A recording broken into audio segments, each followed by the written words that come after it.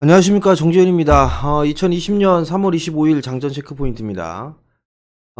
전날 미국 시장은 폭등세로 좀 마무리가 됐습니다. 다우지수가 87년 만에 최대 상승률을 좀 기록을 하면서 급등으로 좀 마무리가 되는 그런 모습들을 좀 보였습니다.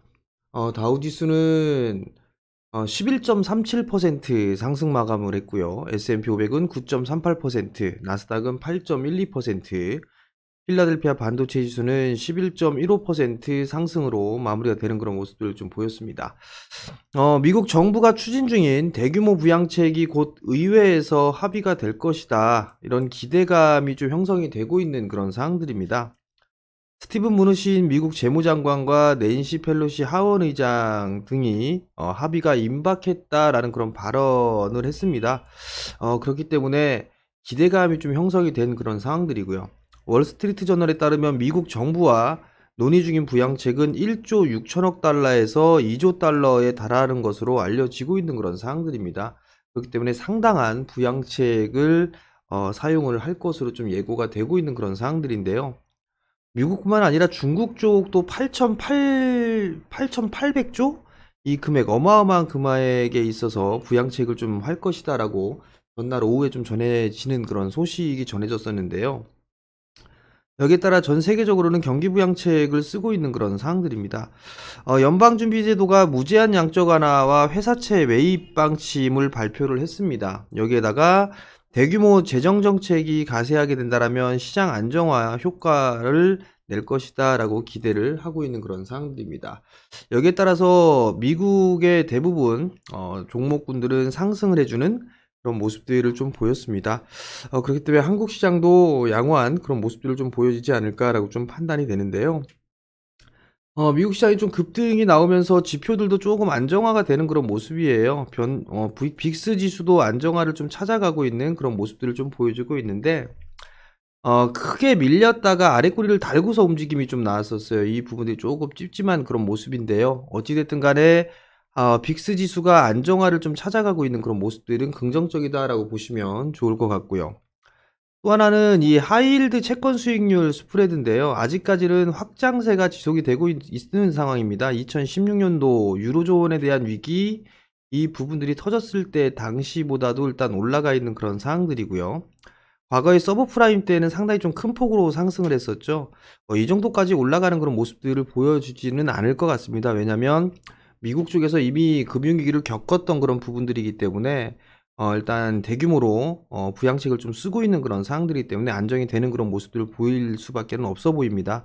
꺾이는 모습을 보여야지만 시장은 점차적으로 좀 안정을 찾아가지 않을까라고 좀 판단이 되니까 이 부분들은 좀 더 추이를 좀 지켜봐야 되지 않을까라고 좀 판단이 됩니다. 미국 달러 지수 같은 경우도 급등이 좀 나왔다가 숨고리가 좀 이어지는 그런 모습들을 보여주고 있는데요.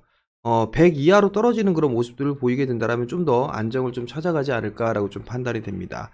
원달러 환율 같은 경우는 추가적인 약세를 예상을 해볼 수가 있어 보입니다.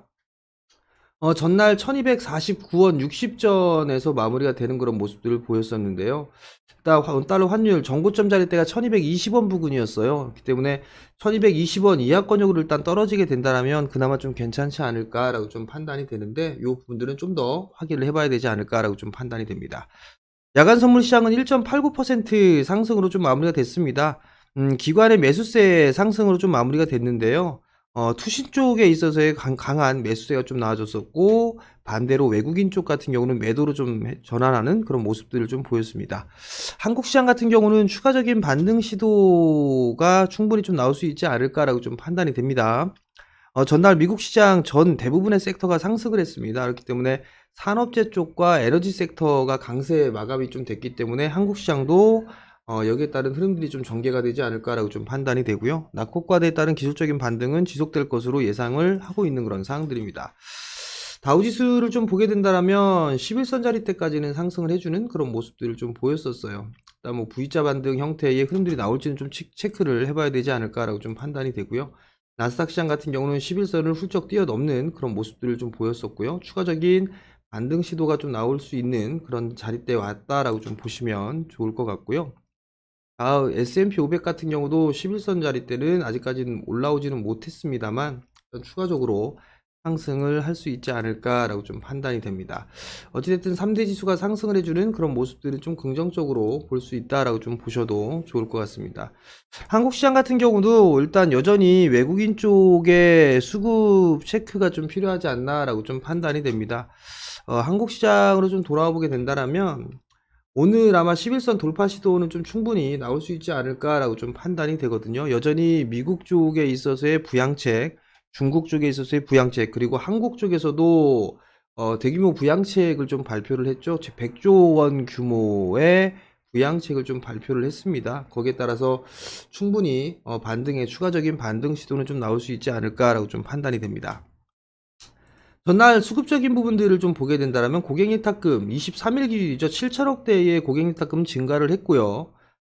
신용잔고는 7,600억 가까이 줄어드는 그런 모습들을 좀 보이면서 7조대에서 단숨에 6조대 후반까지 떨어지는 그런 모습들을 보였는데, 어떻게 보면 이게 지금 신용에 대한 부분들, 이게 담보 비율을 좀 낮췄었잖아요. 자율에 맡긴다라는 그런 부분들인데, 오히려 이게 신용을 썼던 그런 부분들이 있어서 더 악재로 좀 작용한 부분들이 아닌가라고 좀 판단이 됩니다. 신용잔고에 급감을 해주는 그런 모습들은 여전히 긍정적인 그런 모습들로 좀 볼 수 있는 그런 사항들이고요. 고객예탁금은 꾸준하게 좀 증가를 해 놓고 있다라는 거, 이 부분들은 여전히 새로운 자금, 신규 자금이 유입이 되고 있다라는 그런 긍정적인 신호로 좀 볼 수가 있는 그런 사항들입니다. 그렇기 때문에 뭐 호재로 좋은 재료로 좀 볼 수 있지 않을까. 그리고 지수가 하락을 하는 그런 부분들에 있어서 방어적인 역할을 충분히 해줄 수 있는 그런 자금이 아닌가라고 좀 판단이 됩니다. 전날 삼성전자가 외국인과 기관 동반 매수세가 좀 들어와주는 그런 모습들을 좀 보였었어요. 그러면서 급반등이 좀 나와주는 그런 모습들을 좀 보였었는데, 흐름들, 수급적인 부분들을 좀 보게 되면 외국인 쪽이 290만 주, 기관 쪽에서 320만 주대의 양매수가 좀 들어왔어요. 그 사이에 개인들은 좀 더 매도를 해주는 그런 모습들을 보였었거든요. 일단 여기서 추가적인 반등 시도는 좀 나와줄 수 있지 않나라고 좀 판단이 됩니다.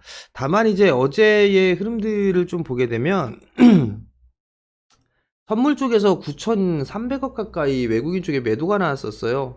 장 막판에 큰 폭의 물량, 큰 물량을 좀 던지는 그런 모습들을 좀 보였었거든요.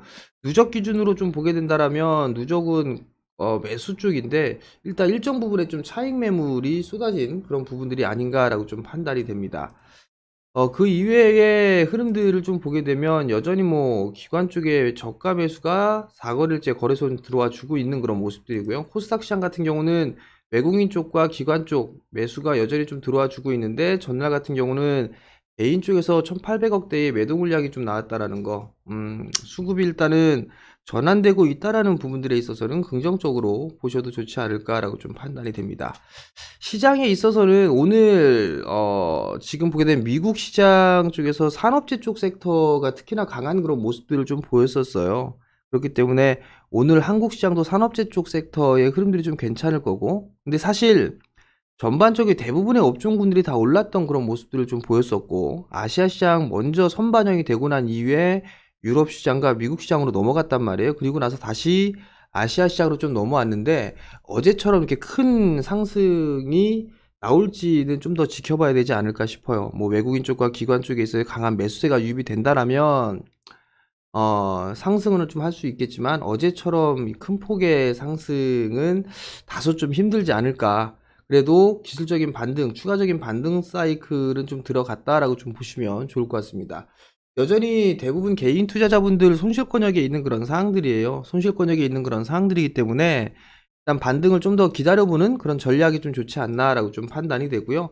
삼성전자 같은 경우도 지금 47,000원 언저리대의 종가가 형성이 되어 있는 그런 사항들인데, 5만원대 진입할 때까지는 뭐 여전히 좀 보유를 해보셔도 좋지 않을까라고 좀 판단이 되거든요. 그렇기 때문에 여전히 뭐 보유를 하고 계신 분들은 좀 더 보유를 해보셔도 좋지 않을까라고 좀 판단이 됩니다.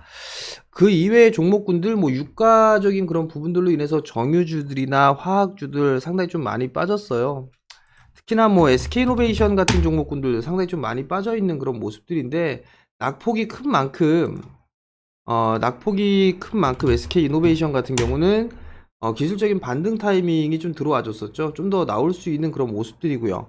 SK텔레콤 같은 경우도 많이 밀려 내려온 그런 모습들을 보였습니다. 대부분의 종목군들이 다 낙폭과대로 빠졌어요. 낙폭과대로 빠졌기 때문에 추가적인 반등 시도는 좀 충분히 나올 수 있다라는 점, 그 부분들 좀 기억을 하시면 좋을 것 같고요.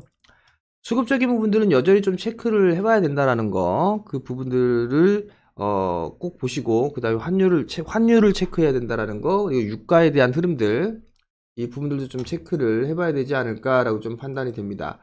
유가에 대한 부분들 미국 쪽에서 오펙과의 감산 협의 뭐 이런 부분들 얘기를 하면서 지금 선물 시장 같은 경우 한 2%대 상승을 좀 보여주고 있는 그런 사항들이에요. 25불 언저리에서 거래가 되고 있는 그런 사항들인데 유가도 일단 안정이 좀 돼야 된다라는 거. 아무래도 이제 경기 지표를 발표를 하게 된다라면 지표는 상당히 좀 좋지가 않을 거예요. 특히나 다음 달부터 지표는 좀 상당히 안 좋게 나올 수 있는 그런 사항들이거든요. 그럼 변동성이 좀 상당히 커질 수가 있다라는 거, 그 부분들 좀 기억을 하셨으면 좋겠고요. 한국 시장은 여전히 싸다라고 좀 평가를 하고 있습니다. 미국 시장 같은 경우도 기본적인 밸류에이션 상에서 10년 평균치보다 하회를 해주는 그런 자리대까지 이미 내려온 그런 사항들이거든요. 그리고 난 이후에 반등이 좀 나왔던 그런 사항들이고, 한국 시장도 PBR 기준으로 보게 되면 0.59배대까지 빠졌다가 기술적인 반등이에요. 전날 종가 기준으로 보게 된다면 PBR 기준으로 0.65배입니다. 0.65배인 수준이고 여전히 저평가되어 있는 그런 사항들이죠. 그럼 추가적인 반등 시도는 좀 충분히 나올 수 있다라는 점, 그 부분들 좀 기억을 하시고 오늘도 성공 투자하시고요. 저는 내일 장지현 시황에서 다시 찾아뵙도록 하겠습니다. 성공 투자하십시오.